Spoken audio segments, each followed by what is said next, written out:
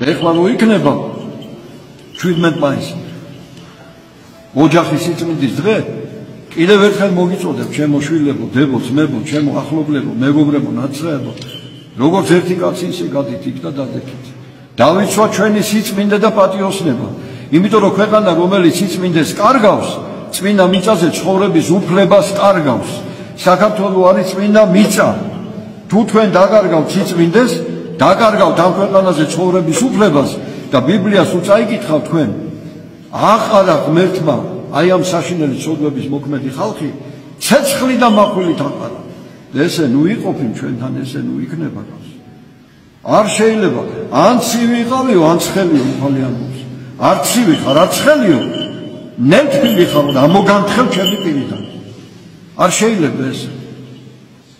ვაი მას ვინც ბოროტს კეთილად იწვის და კეთილს ბოროტათო. ესე ამბობენ წინასწარმეტყველები. უნდა ძალიან მტკიცედ ავდგეთ. აი მოვალ პირველ სიტყვას. მოგწერეს ის, აიო თქვენო თუ არ გახდებითო ევროკავშირმა შეკითხვები გამოაგზავნეთ. თუ არ გახდებითო სოდომისტებიო და ტრანსგენერები და თქვენ ბავშვებსო სოდომისტება თუ არ გაზიდათ და სქესს თუ არ შეუცვლითო, მაშინო ჩვენთან არ დაგინახოთ. რა გვინდა ესეთ ხალხთან? ფუ ეშმა ჯვარი აგაურობას კაც. ფუ ეშმა ჯვარი აგაურობას. რა უნდა უპასუხო ჩვენ ამ ხალხს? რაც უპასუხა ქრისტემ ეშმას, რომელიც მასთან მივიდა ვითომ სასწუნებდა და მე როგორ ასწუნებდა, მაგრამ ეშმა ისეთი თავხედია, ისეთი სატანაა, რომ ის აი მასწორთან მივიდა და იმას უთხრა. მე მეცით აყვანი და ყველაფერი შენ მოხსენო. რა გაგიკვირდება თუ ჩვენთან მოვიდეს? ამიტომ რა უნდა უთხრა ჩვენ ამ ხალხს? ის ევროკავშირად ვინც გინდა ის იყოს. რაც უთხრა უფალმა იმ ეშმას, წარუეთ ჩემგან მართულყուն სატანა, უფალსა ღმერთსა ჩემსა თაყვანისზე და მას მხოლოდ მომსახურებდეო. აი ესე უნდა უთხრათ. ჩვენ ყველა თორე შენი თანამდებობა შვილო და შენი ფულები სამარის კარამდია. მერე გეტყვის კარგად იყავი, დარჩება იქ და შენ წახვალ იქ და მერე რა მოგიწევს კარგად იცოდეს. აი ესა.